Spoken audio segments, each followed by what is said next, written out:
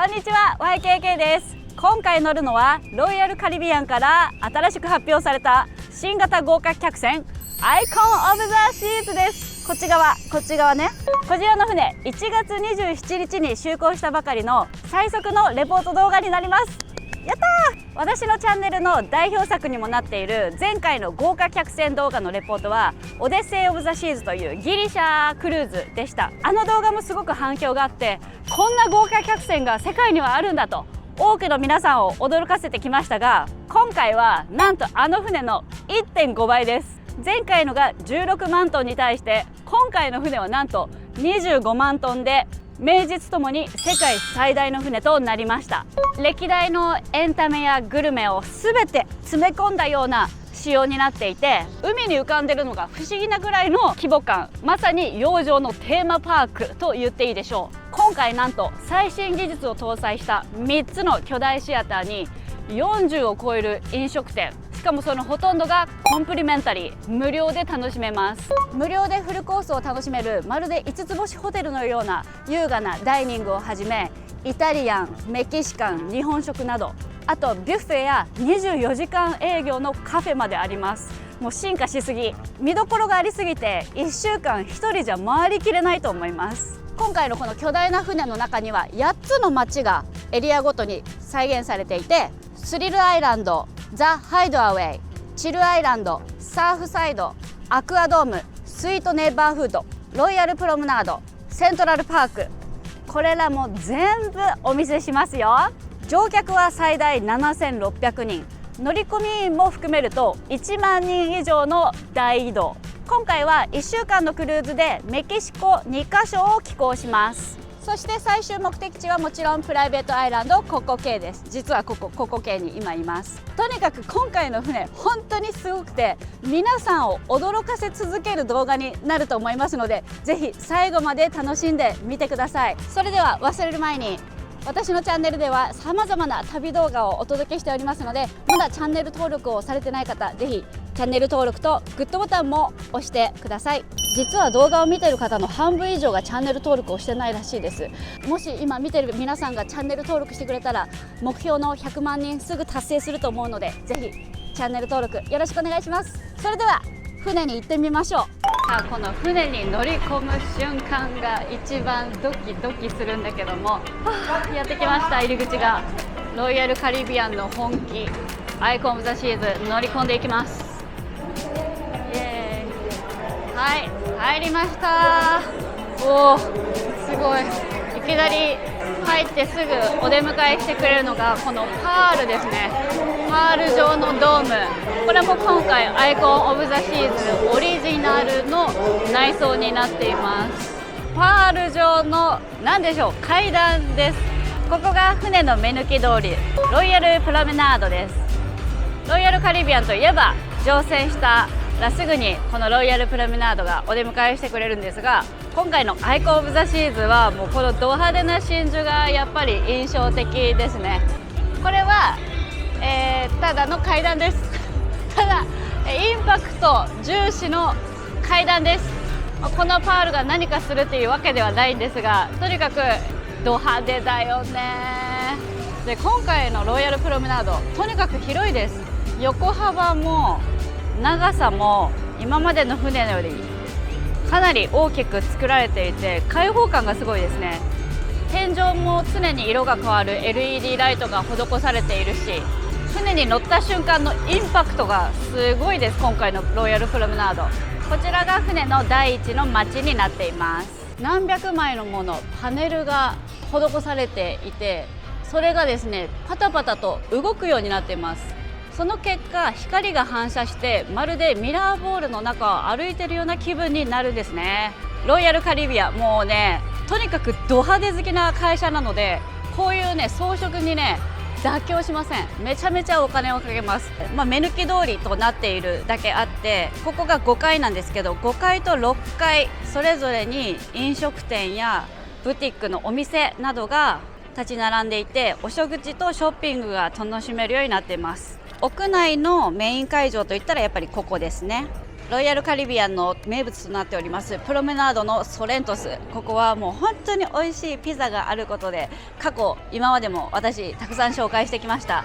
ここのピザ屋さんに関しては深夜遅くまでやってます。アイコン・オブ・ザ・シーズンに関しては深夜の2時までやってるので、夜お腹が空いたらとにかくここにみんな集まってピザを食べるっていうことをします。カラオケバーです。ここもね、深夜遅くまでカラオケ大会が行われていて、本当にね、アメリカ人ね、人前で話すのよう恥ずかしくないなって思うんですけど、舞台に立って皆さんカラオケ大会を行います。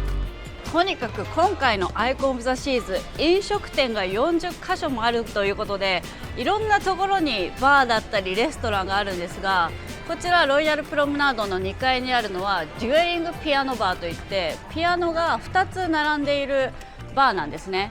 夜になるとここでピアノのセッションが行われたりとかして大変盛り上がっておりました。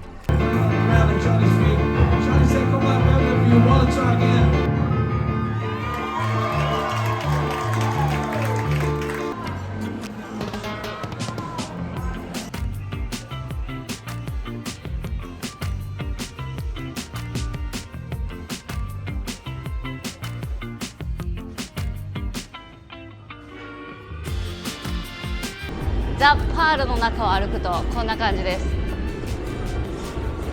す。すごいね、何百枚のパネルが使われてる。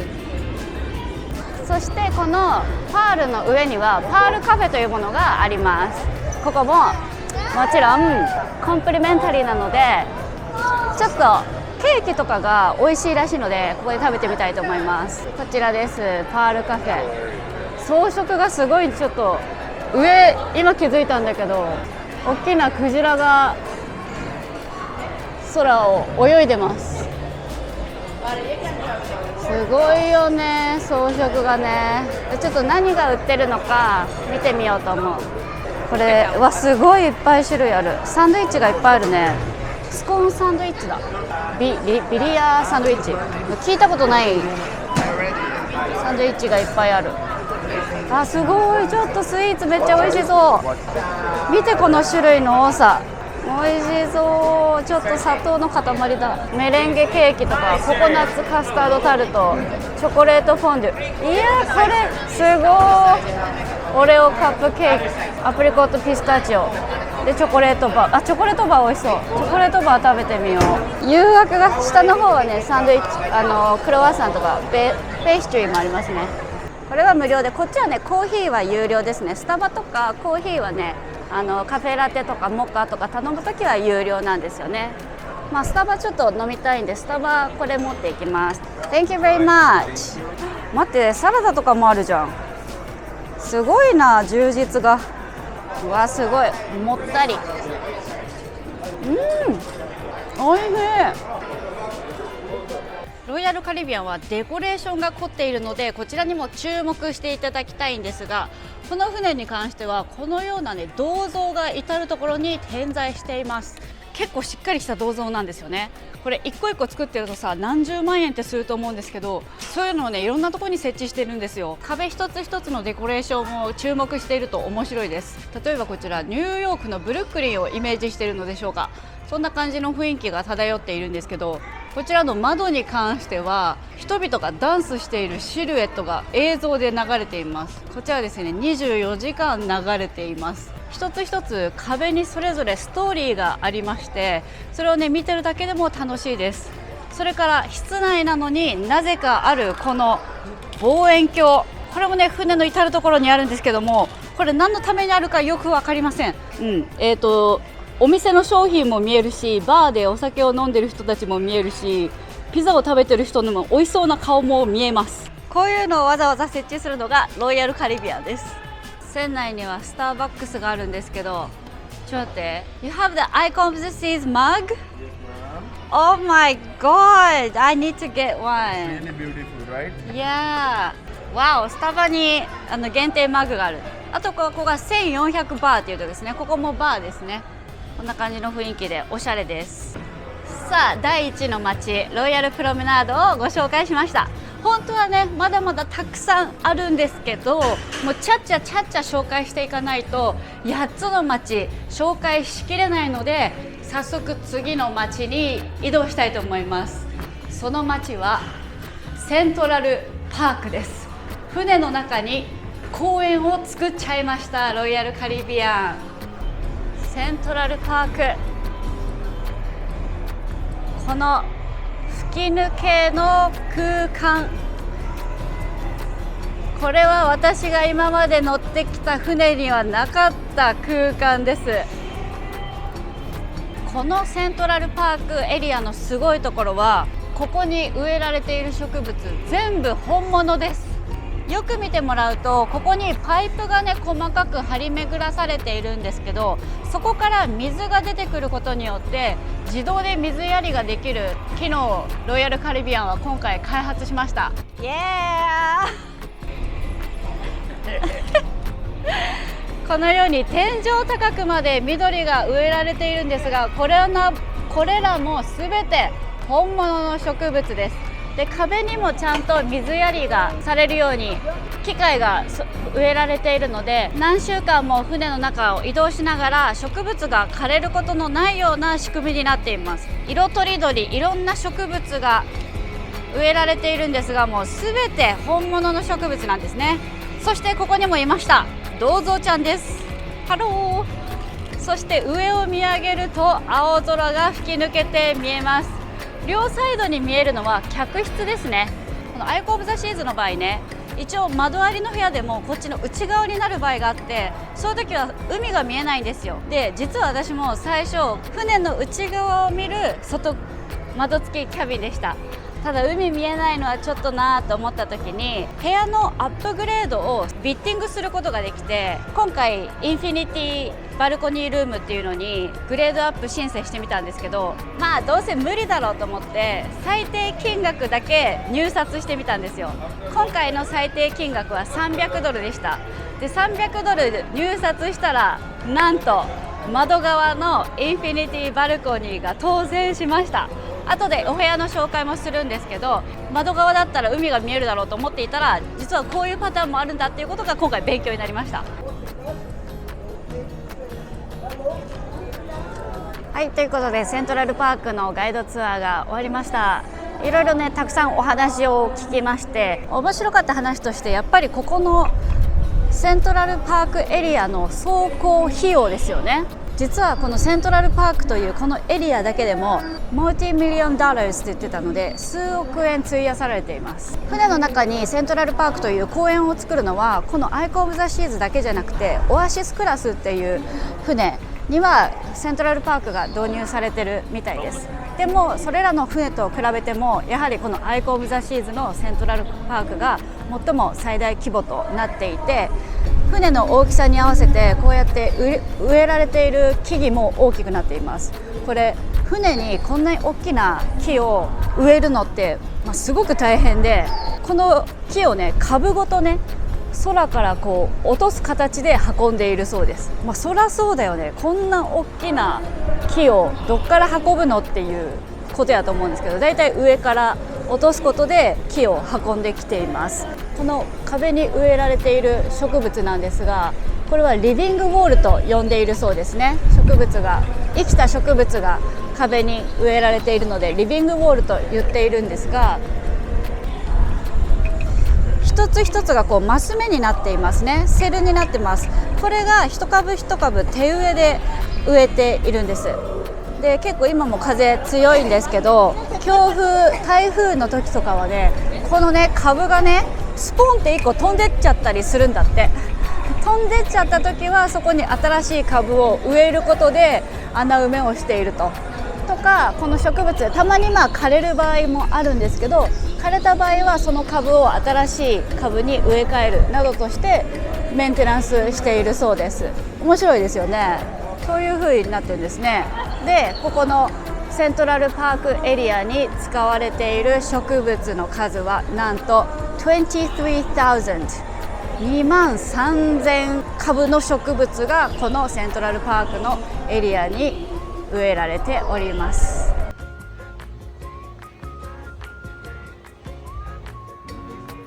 こちららのセントラルパークというエリアはベンチでゆっくりできるだけじゃなくて、両サイドにカフェやブティックが立ち並んでいます。特にこちらのパークカフェはこちらもコンプリメンタリーなんですが、いろいろサンドイッチとかね、ハンバーガーとか食べれるので、私はね結構気に入ってますね。公園の中にいるような空間でゆっくりとね、コーヒーとサンドイッチを食べることができるのでね、結構私はよく使ってます。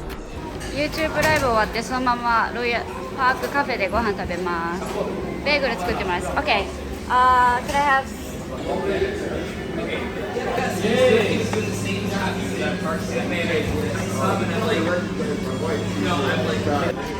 朝ごはんです。今日はセントラルパークということでニューヨークっぽい朝ごはん、ベーグルにしました。スモークサーモンとクリームチーズのベーグルです。こんな感じの雰囲気です。本当に今ニューヨークにいるように見えるけど、船の上なんですね。こちらおい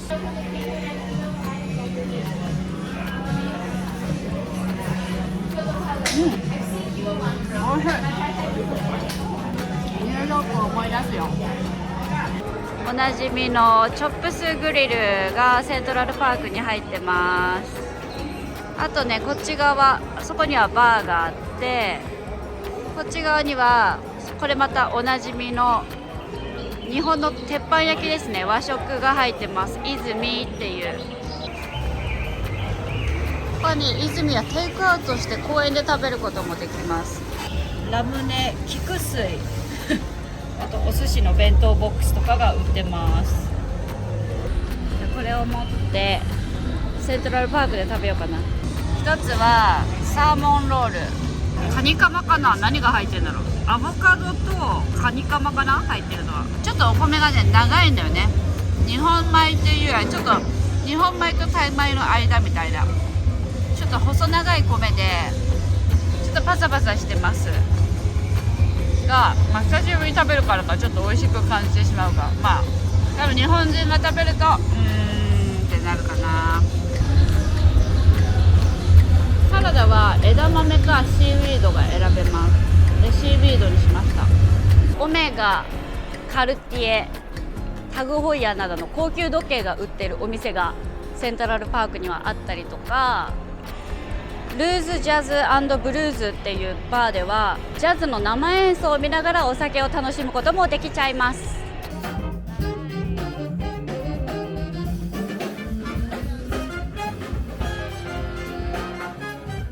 はい、出ました。ドン、ロイヤルカリビアンやりよったね。洋上最大となるウォーターパークエリア、スリルアイランドです。もうね、ロイヤルカリビアンといえばこの屋上エリアに本気を出すんだけども、今回も大変なことになっております。船の上とは思えない常識を覆す6つのウォータースライダーを兼ね揃えていて、真下にストンと落ちるフリーフォールスライダーなんかもあります。サーフサイドというキッズエリアがあって、その上に君臨するスリルアイランド、こちらサイドには大迫力の6つのスライダー、こちらまた別日に私実際遊んでみたので、その様子を挿入しますね。そしてこちら側には巨大な運動場があって、バスケやサッカーを楽しむことができます。いやーもうね、もうロイヤルカリビアンどこまで進化するんですか。これね、本当に私滑りましたけど、船の上とは思えない迫力なんですよクオリティが高い。結構怖かった。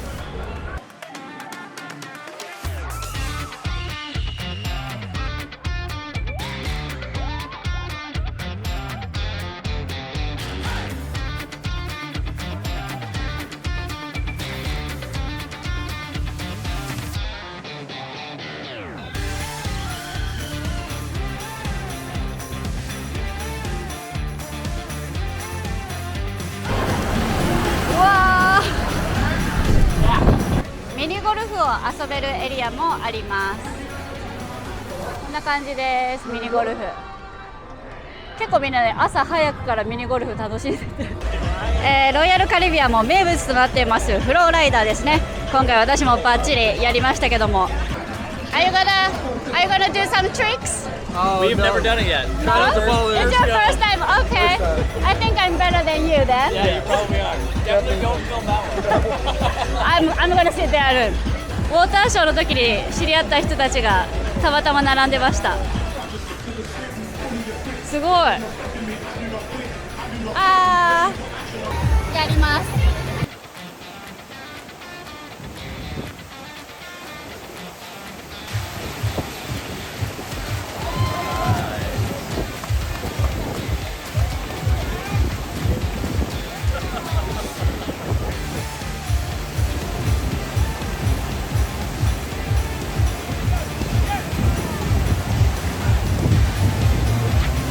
That ball's good. Yeah.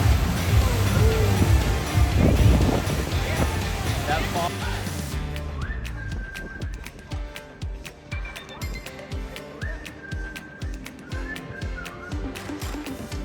見えてきました。ザ・エッジ。あれをやります、今から。アイコン・オブ・ザ・シーズで新しく導入されたザ・クラウンズ・エッジ。こっからが怖い。ここに立つと床がパコンって開くのよね。このね、なかなか床が開かないのがじらされて怖いのよ。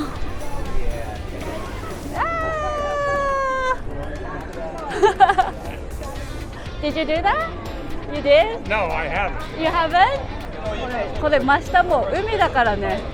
クラウンズエッジはあそこを登ってこの船の外側まで行けるんだよね。結構怖いよ。だって見て、真下海だよ。うわ、結構怖そう。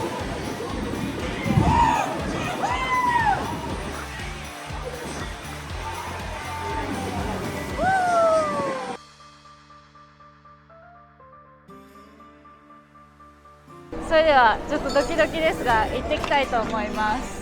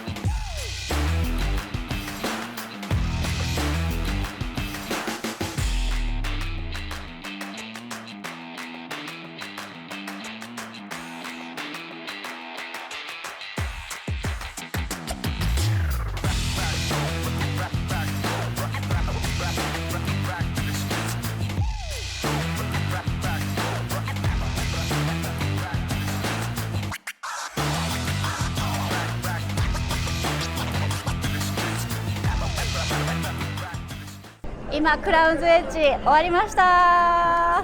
もうめっちゃ怖かった。もうあそこの端っこに立つと床がパコンって開いて落ちるような形でターザンをするんだけど、それがめっちゃ怖くて、でも楽しくて、戻った時にうわもう一回やりたいって言ったらもう一回やる、いいよ行っといでって言ってハーネス外さずに2周目行かせてくれましたラッキーだから。1回ね89ドルぐらい、めっちゃ高いんだけど2回やったので全然満足です。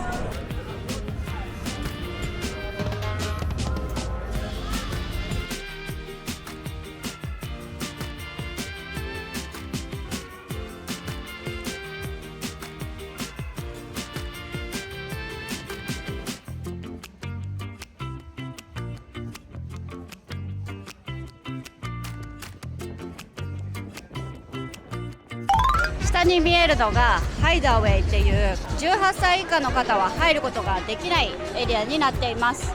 ここはインフィニティプールがあって、このプールだけね飲み物を持ってプールに入ることができます。基本的に食べ物やグラスはプールに持ち込んじゃいけないんだけど、ここはね大人エリアなので皆さんお酒片手にプールで談話してます。ここからは18歳以上のみの限定エリアです。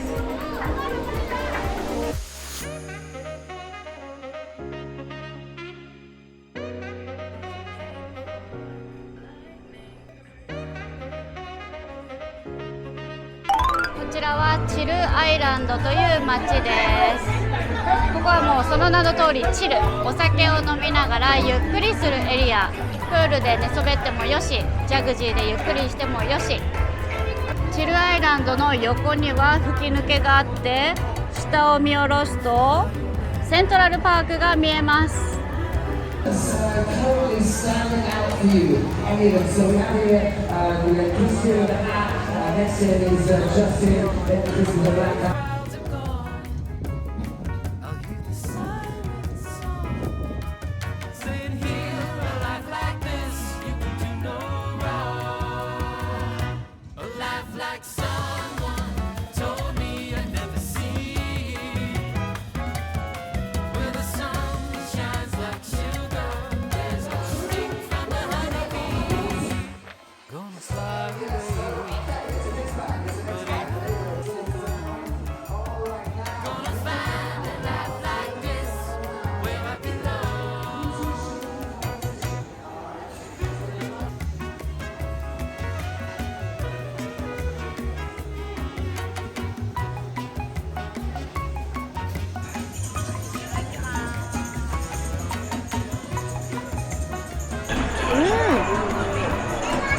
おいしい。このプール沿いで食べるサルサおいしい。次にご紹介するのはサーフサイドというエリアです。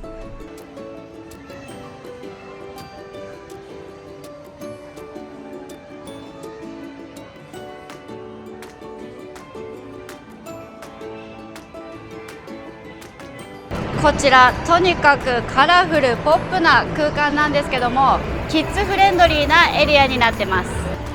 船の上にメリーゴーランドがあったりとか、アスレチックジムがあったりとか、ソフトクリームが食べられたりとか、もちろんハンバーガーが食べれたりとか、カラフルな滑り台付きのプールがあったりとか、もう子供にとっては夢のような世界ですね。ここサーフサイドはね、本当に子供の夢を詰め込んだような空間になってます。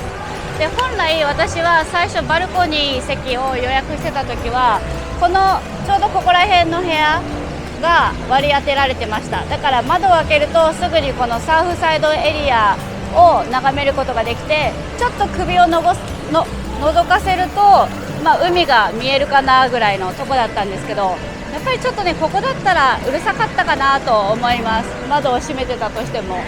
今回ラッキーなことにアップグレードできたんですけど、ちょっとここだったらうるさかったかな。Thank you. A little more? Yeah, a little bit more. You can put 2 marshmallows. Looks good. Thank you very much. ソフトクリームいただきます。うまっ。これは間違いないね。シュガービーチ、なんだろう。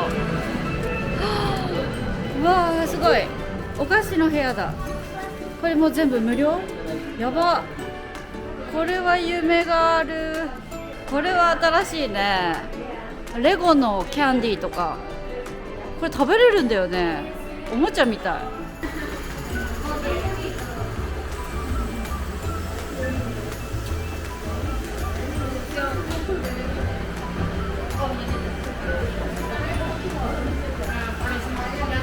こちらのアーケードではゲームセンターを楽しむことができます。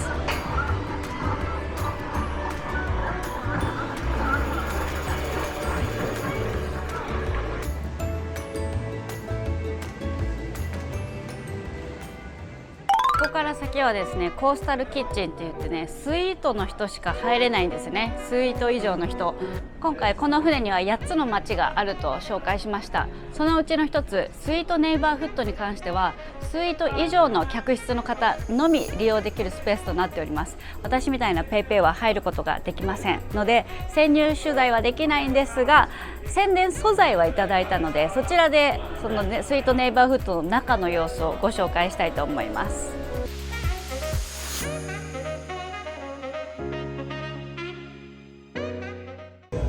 続いてのショーはアクアドームです。これも私初めて見るんだよね。アクアドームウォーターショーらしいんだけど、これがすごいんだって。超楽しみ。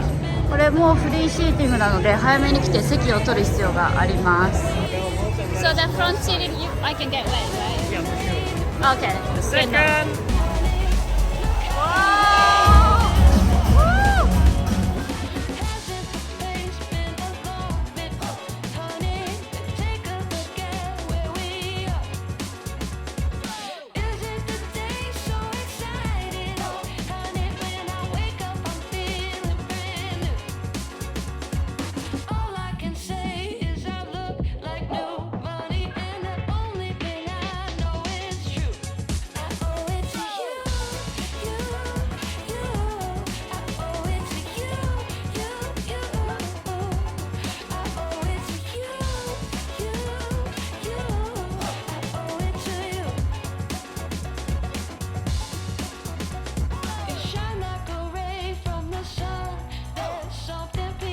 Technical team up い there や as ー well. 素晴ら They're し all い。 over め the ちゃ place. めちゃすご Incredible か job, った。 everyone. これ We'll see you ね down on the promenade in 20 minutes for a big 70s party, and then we're going to drop 10,000 balloons at midnight. We'll see you there. いやーすごかったねこれね。何がすごいってさ、あれ You too have a good night. Yeah, bye bye. You too. We'll see you around on the cruise ship. Yeah, well, Joshua. Yes. Joshua. いやーすごかった。後ろの人たちがねアニメ好きでね、うちがインスタに日本語書いてるのを見て話しかけてくれたんだけど、まあ、とにかくこのショーすごかったの。こうね、飛び台から5メートルぐらいのかな、5メートルぐらいの高台から飛び込むんだけどさ、船って常に動いてるわけじゃん。縦にも横にも揺れてるわけよ。だから着水地点が1メートルでもずれてしまうと怪我する恐れがあるから、すごく集中力を伴う、もう練習の賜物なんだよね。それがすごかったですね。ショーが始まる前ここで待機してて、ちょっと船揺れてるなって思ったんだよ。大丈夫かなと思ったんだけど、特にここ15階だからさ、結構デッキも上の方だから揺れがちょっと大きくてちょっと不安だったんだけど、船の上とは思えない大迫力のショーでした。いやーすごかった。 I promise to eat as much as I can. Down from 10, here we go. 10.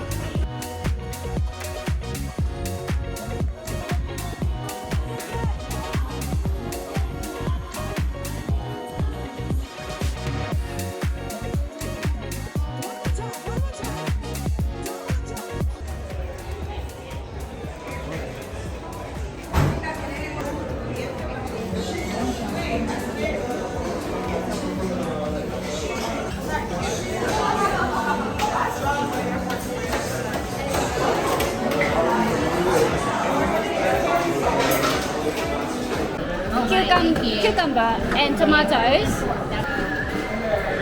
Thank you. ちょっと小腹が空いたから食べよう。ピタサラダいただきます。ちょっと小腹が空いたので来ました。こういうねストリートフードみたいな感じでいろいろあるんですけど、全部コンプリメンタリーで無料です。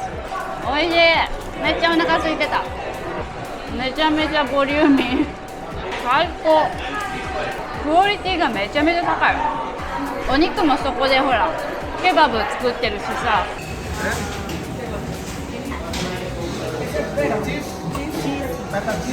その場で作ってるんだよね。ロイヤルカリビアンのすごいところって食事ほとんど船内でゼロから作ってるの。例えばパンとかも全部小麦粉から作ってるんだよね。それがすごいと思ってさ、普通にさこれだけ1万人の食を満たすには冷凍食品結構使ってると思ったんだよね。前回のスペクトラム・オブ・ザ・シーズン乗った時にキッチンツアー見たら全部ゼロから作ってた。それがすごいと思って。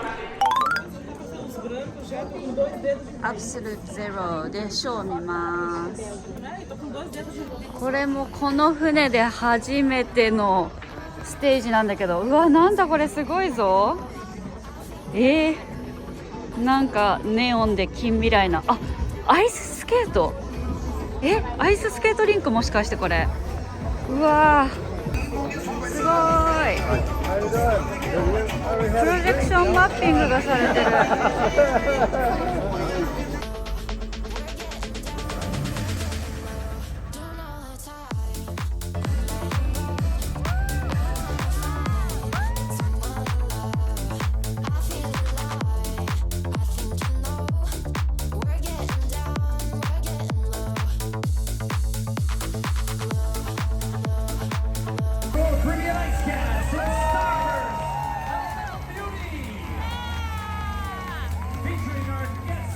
We'll see you around the ship. Wow, that was amazing. すごいな。ロイヤルカリビアンのアイススケートはめっちゃ力入れてるって聞いてたんだけど、すごすぎた。なんか衣装も20着ぐらい変わって、今回は原子記号をテーマにしてショーが行われたんだけど、もうずっと感動してた。これ船の中ですよ。このアイススケートリンクを作っちゃうっていうね。もうこれはロイヤルカリビアン専属のアイススケートクリエイターですから、こんなに独創的なショーは初めて見た。こういう見せ方もあるんだなみたいな。面白かったね。これはすごい。ここね、アイススケートとしても遊べることができます。すごい。これもね、無料でスケートリンク使って遊べます。ここやん、572で、ここにねカードがあります。C パスカードが基本的に船内で使うお金の役割をしますね。それでは入っていきたいと思います。今回の部屋は特別な部屋になっております。たらー、電気。はい、こちら今回のアイコンオブザシーズから新しく導入された形のキャビンになります。今回泊まる部屋はインフィニットバルコニールームというアイコンオブザシーズで新しく導入されたタイプのキャビンになります。何が新しいかと言いますと、バルコニーなんだけども外に出ないタイプのバルコニー。お部屋全体がバルコニーの気分になれる部屋になっています。それでは見ていきます。まずは全体からいきましょうね。まずはソファーがあってリラックスエリアがあります。で、ここはデスクもあります。そして中央に大きなベッド。これは依頼すればセパレートしてツインベッドにもしてくれますね。そしてここからが新しいんですが、通常バルコニー部屋っていうのはここにスライドドアがあって外に出ると椅子が用意してあるっていうね。前回私が乗ったオデッセイ・オブ・ザ・シーズなどもその形式だったんですけど、今回はですね、なんとここの窓が半分開きます。ちょっとやってみましょう。私も今回初めてなので、はい、長押しして指を離すと窓の開閉が止まりましたね。ずっと一番下に降りるまでボタンを押し続けなきゃいけないみたいです。はい、こんな感じで一番下まで窓を下げるとここですよ。こっからもう船の外です。これが新しく導入されたインフィニットバルコニーの最大の特徴でございます。だからここに座れば外の空気を感じながらね、リラックスすることができます。で、ちょっともう一個ボタンがあって、ちょっとだけ開けたい、ちょっとだけ外の空気入れたいっていう時も調節が可能っていうのがいいですよね。ここに窓の開閉とは別にもう一個ね、矢印があるんですよ。これを押すと、なるほど、ブラインドです。はいはいはい。こうするとお昼寝したい時とかも真っ暗になるね。完全に光を遮ってくれるわ。この遮光性がすごすぎる。全く外の光が入ってきません。これでお昼寝も快適にできると。朝ちょっとお寝坊したい時とかもこれ閉めておけば起こされることはないということですね。そしてさらにここにカーテンがついてます。バルコニーのエリアとこの寝室エリアをカーテンでしっかりと閉めることもできるみたいですね。ここのカーテン閉めて窓を全開にすれば、ここだけバルコニーエリアとして使うこともできるっていった形ですね。それではもうちょっと細かいところを見ていきたいと思います。インテリアですね。ベッド両サイドにランプがあって USB ポートとアメリカ日本型のコンセントがついております。向かいにはテレビの横にはちっちゃな棚がありますので、ちょっとした荷物を置いとくこともできそうです。でここには USB ポート2つがあります。続いてリビングエリアですね。まずこちらのソファーの座り心地は丸です。多分この動画をきっかけにロイヤルカリビアンに乗りたいっていう人がすごい増えると思うので、 Tips 的な動画も今回撮っていこうかなと思って、クルーズに持ってきたらいいものとかそういった Tips 系の動画も撮影しようと思ってるんだけど、ここで撮影するのすごいいいかもしれないね。ソファーがあって背景もなんかいい感じだし、デスクの方見ていきます。おしゃれな椅子、引き出しがめちゃめちゃありますね。ロイヤルカリビアンのキャビンの特徴として収納がすごく充実してます。1週間の旅ってなると結構物がね増えると思うんですけども、まずはここにどんどん荷物を収容していくと、どんどん収納してスーツケースをまず空っぽにすると。で冷蔵庫もちゃんとありますね。そんなに大きくはないけど、ドリンクとかを冷やしておくのに十分そうな冷蔵庫が1個あります。そしてこっちにもクローゼットがあります。開いてみるとこんな感じで、ハンガーラックがあるのでここに洋服をかけたりとか、下はですねシューズボックスになっていて、靴とか、カバンリュックをここに置いたりとか、そういう感じで使えそうですね。ドレスとかコートとかちょっと長いものを収納するのに良さそうです。さあそして次はシャワーですね。あとここ、荷物かけるところフックがあります。で後ろには全身鏡が長いのが1個あります。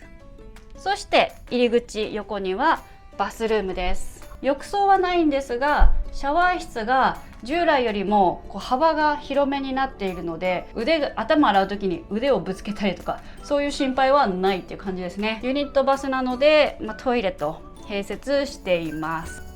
洗面台はこんな感じで横に棚があるので荷物も整理しやすそうです。シンクは30センチぐらいですかね。そんなに大きくはないけどちっちゃくもないので、水着洗ったり下着洗ったりとかはできそうなサイズです。電源2つあります。でトイレの横にもちょっと棚があるね。今回の部屋は結構収納が充実してて良さそうです。さあシャワー見ていきましょう。シャワー見ながら座れるよっていう風になってるんですけども、足の毛を剃る時とかはねここに足乗せれるんで便利かなという感じ。ロイヤルカリビアンね結構水圧は十分なんですよね。いつも一応チェックしてみましょうか。こんな感じの水圧になっていて、ちょっと上向けるとたゆむけど、でも全然こういう角度でシャワー浴びると思うので通常十分な水圧ですね。以上お部屋紹介でした。この部屋に1週間泊まります。もう景色が海だけになった。これが毎日見れるっていうのは本当幸せだ。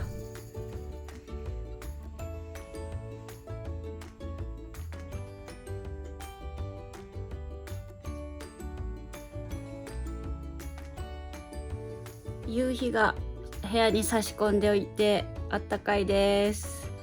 海を見ながら仮眠できるのが本当に幸せです。だんだん夕日が落ちてくのが見えるのがすごい綺麗。それでは仮眠を取ったので今からご飯に行きます。今日行くのはコースディナーが楽しめるマイダイニングに行きます。綺麗。ダイニングルームです。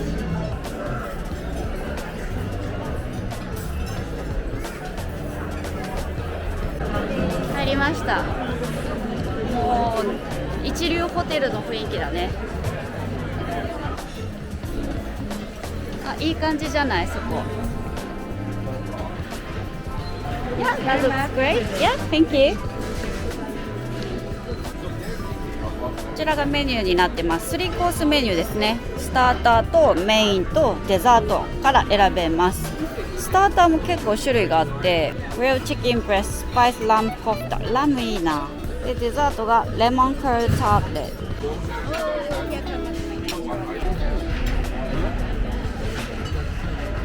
ロブスター来ました。美味しそうじゃない。いいね。これにしてよかった。あとワインも。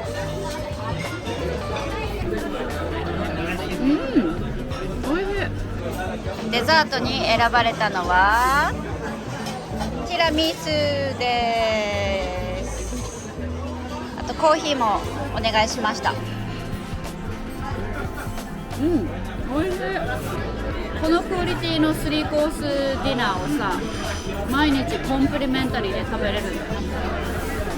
ロイヤルカリビアンってすごいよね。I'm finished. I can't drink anymore.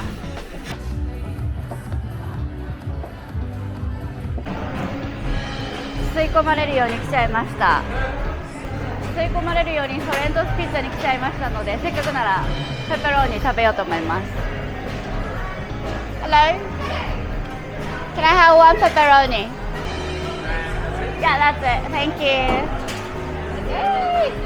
いただきます。久しぶりに食べるソレントはすごい美味しそう。やばい。なんでこんなに夜中のピザって美味しいんだろう。美味しい。みんな大好きウィンジャマー。もう夢の国へようこそ。まずは手洗います。Mr. Wash hands. Yeah. ビュッフェは両サイドにあります。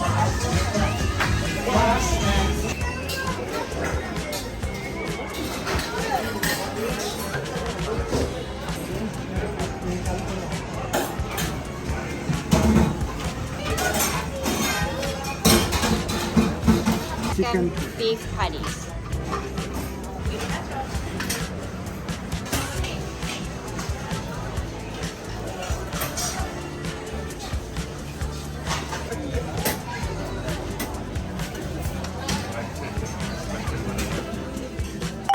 そしてね、今回ですね、本当に感心するのがこのエレベーターの新テクノロジーですね。行き先階をこの iPad のような画面で指定すると、乗るべきエレベーターを指定されます。 A に乗れと。こっちか、これですね。これに乗ると行きたい階に連れてってくれます。でこのねエレベーターが導入されたことでエレベーターが混雑することがなくなりました。今まではだいたいこのショーの後とかエレベーター大混雑してやっと来たと思っても乗れないみたいなことがあったんだけど、このテクノロジーが導入されてからエレベーターがね本当にスムーズ。あれ今日何曜日だったかなって思った時はエレベーターの床を見ればここにマンデーって書いてるので、あ、そうか今日は月曜なんだなと、昨日 YouTube ライブやったなと思い出すわけですね。Oh my gosh! I was camera ready. There you go. Bit of Charlie Brown today.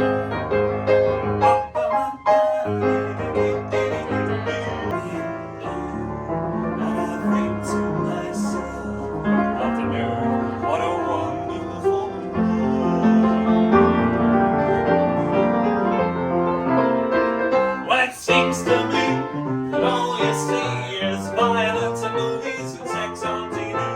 Where are those good old-fashioned values which we used to provide? 'Cause lucky there's a family guy. Lucky there's a man who puts it together. All the things that make us laugh and cry. He's the family guy. Something like that. It's easy.というこういうサプライズショーもあります。さあロイヤルシアターで今日はオズの魔法使いのショーを見ます。毎度ながらやっぱ本格的やね。ちょっと早めに来たので席空いてます。せっかくならど真ん中席、しかも PA の目の前に座りたいと思います。後ろを見るとこんな感じ。真ん中座りました。このショーなんと1時間45分の超大作になってます。結構アイコン・オブ・ザ・シーズのこのオズの魔法使いのショーはここでしか見れないもので結構面白いらしいんでめちゃめちゃ楽しみ。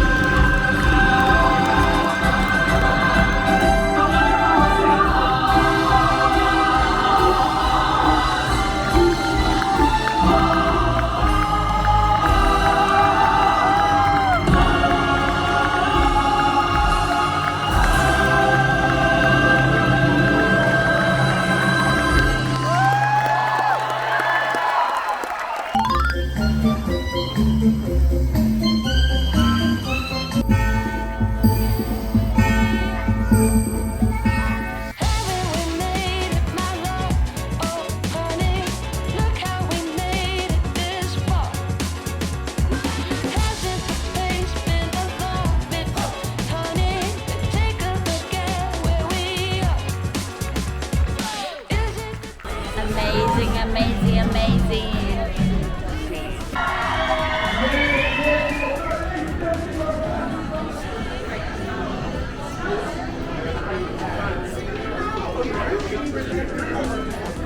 今からフィットネスセンター行きます。夜中の深夜の暴飲暴食をここでリセットするぜ。めちゃめちゃ広いな。設備充実してる。うわすごっ、広っ。まだある、奥まで。めちゃめちゃ広いぞジム。すごいな。みんな来てくる。うちが好きなのはランニングとバイクが好きなんだけど、すごっ。私はね、筋肉をこう鍛えるっていうよりはバイクで有酸素運動するのが好きなのでバイクしに行きます。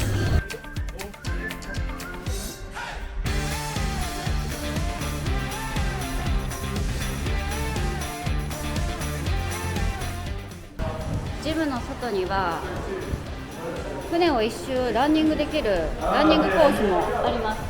せっかくね天気いいのでランニングコース歩いてみようかなと思います。非常時があった時の緊急ボートですね。これがね、これに乗ってエスケープします。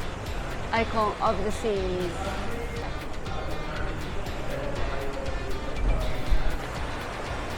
風が気持ちいい。ザ・オーバールック。ちょっとまだ来たことないエリアがまだあった。あ、すごい。ここポットになってる。めっちゃ素敵。バーもある。なんて素敵なエリアなんだ。うわ綺麗。ここめちゃめちゃ光が入ってて明るくて綺麗。上からと180度のガラス張りなんでめちゃめちゃ光が入ってて明るくて綺麗。進行方向もよく見えるし、うわすごいな。ここアクアドームの真横にあるフクトっていうシーフードレストランなんですけど、これはコンプリメンタリーではないレストランなんですが、ここもねすごい素敵なの、雰囲気が。Can I see inside? これはいい雰囲気だね。これはいいレストランだね。これちょっと予約してみたいな。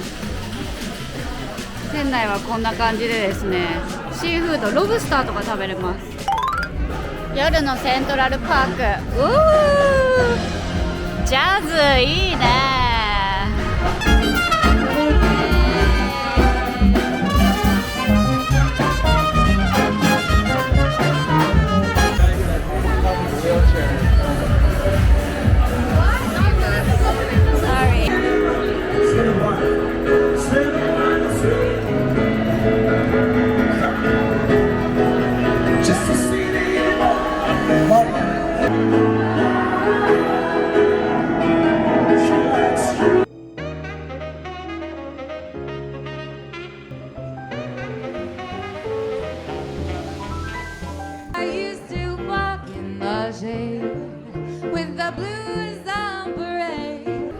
の雰囲気いいよね。ライトアップされて、夜のジャクーズイもいいね。ここのリラックスエリアも結構私好きでしたね。なんかただの椅子じゃなくて、こういう網のなんかハンモックみたいな感じの椅子なんですよ。こんな感じで、気持ちいい。落ち着く。すごい夢のような空間ですわ。降りたくない。ずっとこの船に乗っていたい。ここのパールカフェは24時間オープンです。ということで、この美味しいクッキーが24時間いつでも食べれる。最高。結構これだけのさ、25万トンの船を動かすってすごいエネルギーを使うし、その分やっぱ環境への配慮っていうのはすごいしてるみたいだね。液化天然ガス LNP っていうのを使ってて、結構最近の大型客船では、スタンダードになりつつあるんだけど、こういう最新型の船とかはクリーンエネルギーを使ってるので、もう環境面でもね結構優れた技術を使ってるみたいですね。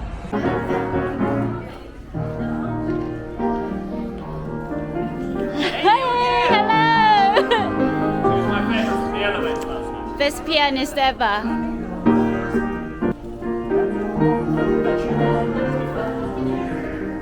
want to see you in my elevator. You're not in the elevator today. I will be. You will be.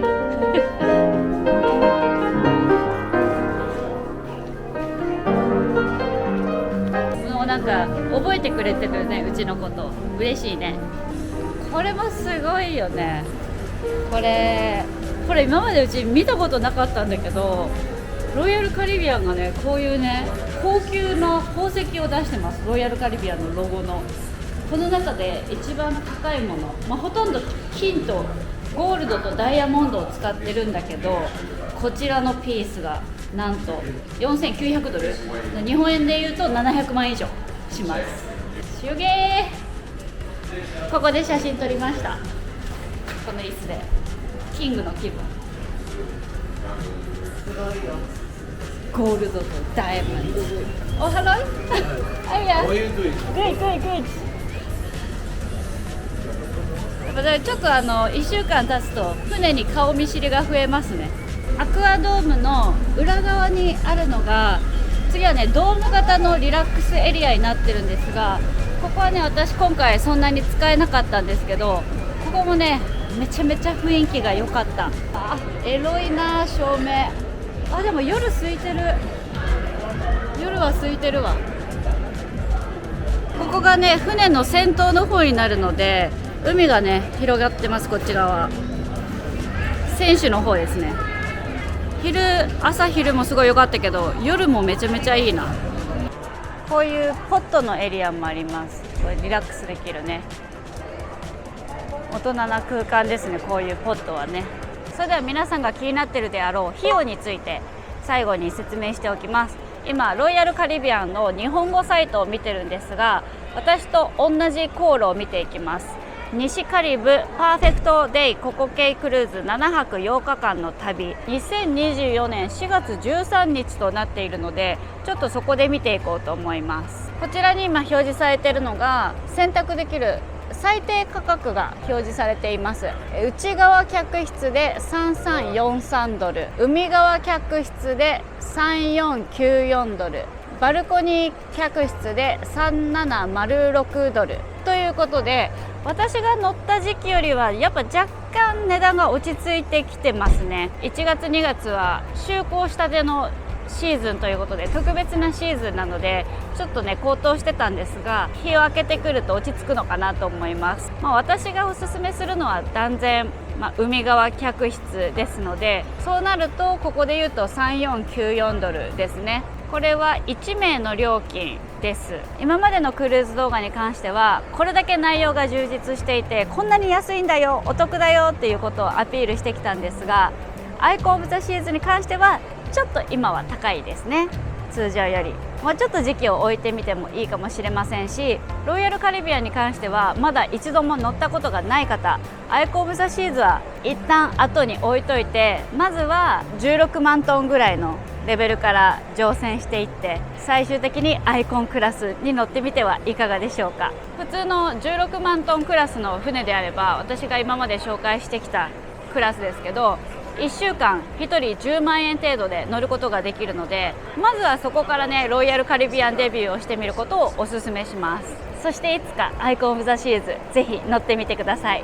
この動画を見てロイヤルカリビアン気になった方、概要欄にリンクを貼ってるので、そちらのリンクからロイヤルカリビアンの日本語サイトに飛んでみてください。このリンクから飛んでいただけると私の実績になります。私の動画の効果があったということで、ロイヤルカリビアンさんが認識してくださるので、もしかしたらまたロイヤルカリビアンに招待いただけるかもしれませんっていう下心があります。なのでロイヤルカリビアンのサイトに行く際はぜひね、私の概要欄に貼ってあるリンクから飛んでいただけると私の実績になるので、とってもありがたいです。よろしくお願いします。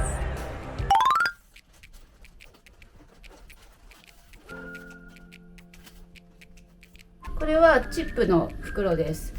チップっていうのは、船内チップはまとめて支払ってはいるものの、追加で気持ちを入れたい人は入れてくださいっていう風に、結構やっぱりアメリカはチップ文化なので、気持ちにいいサービスがあったらどんどんチップを払いたいっていう気持ちなんですよね。気持ち程度ですけど20ドル入れておきたいと思います。これ値段はまあいくらでもいいんですけど、日本人はチップを払わないって思われがちなんですよね。海外で何か行動するときは日本人代表というつもりで積極的にチップを払うようにしてます。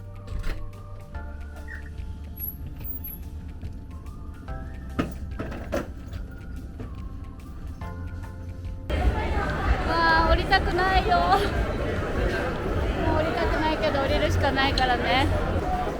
出ました。こ